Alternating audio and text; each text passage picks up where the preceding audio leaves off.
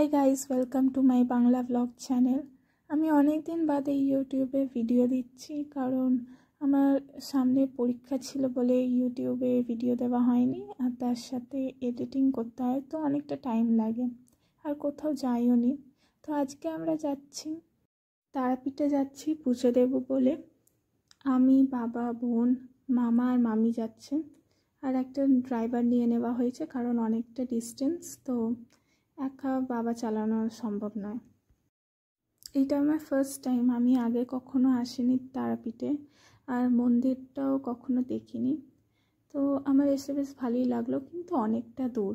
আমার বাড়ি থেকে তারাপীঠ অনেকটাই দূর লাগলো। তাও আমরা আগের দিনকে মামার বাড়িতে গিয়েছিলাম, যে একটু ডিস্টেন্সটা কম হবে তাই জন্য। তাও যেতে যেতে আমাদের 6.5 ঘন্টা এরকম লাগলো। এবার আমরা গাড়ি থেকে নেমে পড়েছি। তো চুল ফুলের অবস্থা খুব খারাপ, আর এত গরম ছিল সেই দিনকে, মানে বীরভূমে যেই ঢুকেছি একটা কেমন ভ্যাপসা গরম বোঝা যাচ্ছিল। তো এইখানে আমি আর বোন সবাই মিলে দাঁড়িয়ে পুজোর ডালা কেনা হচ্ছিল। তো কোনটা কে নেবে সেটা ঠিক করা হচ্ছিল। আর এইদিকে মন্দিরটা একবার দেখিয়ে দিলাম, সামনে থেকেই দেখা যায়, খুব ভালো লাগলো দেখে। এবার ডালা নিয়ে আমরা ভেতরে যাব, তো ঠিকঠাক করা হচ্ছে। আমি এখানে দাঁড়িয়ে আছি, এবার বোন ভিডিও করছে। মামি কত কিছু বলছিল, আমি শুনে হ্যাঁতে হ্যাঁ নাতে না বলছিলাম। আর এইখানে হাই করে দিলাম। আর ইনি আমাদের পুজোটা দিতে হেল্প করেছিলেন। ওইখানে গঙ্গা জল দিয়ে হাত ধুয়ে নিচ্ছিলাম সবাই, দিয়ে মন্দিরের ভেতরে ঢুকে গেলাম।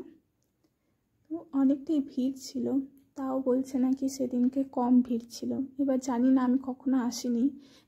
পুজো দিতে দিতে প্রায় 2 ঘন্টা নাকি লেগে যায়, কিন্তু আমরা 30 মিনিটসে পুজো দিয়ে ফেলেছিলাম।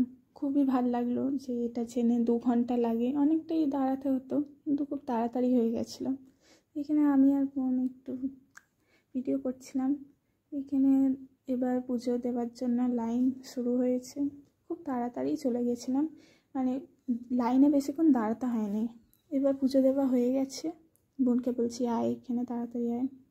এবার মন্দির থেকে বেরিয়ে আমরা কিছু খেয়ে নিয়েছিলাম। এখানে ভোগ দিচ্ছিল, কিন্তু আমরা এতটাই দেরি করে পুজো দিয়েছিলাম, শেষ হয়ে গেছিলো। তো খাওয়া দাওয়া হয়ে গেছে কিনা আমি দাঁড়িয়ে আছি, কখন যাবে বাড়ি। মামি একটু কিনছিল, পেয়ারা না কি বলে সেটা কিনছিল। এইখানে বাবা চশমাটা বোনকে বলছে পরে দেখ কেমন লাগে, দিয়েও পরে দেখলো, ভালোই লাগছিল।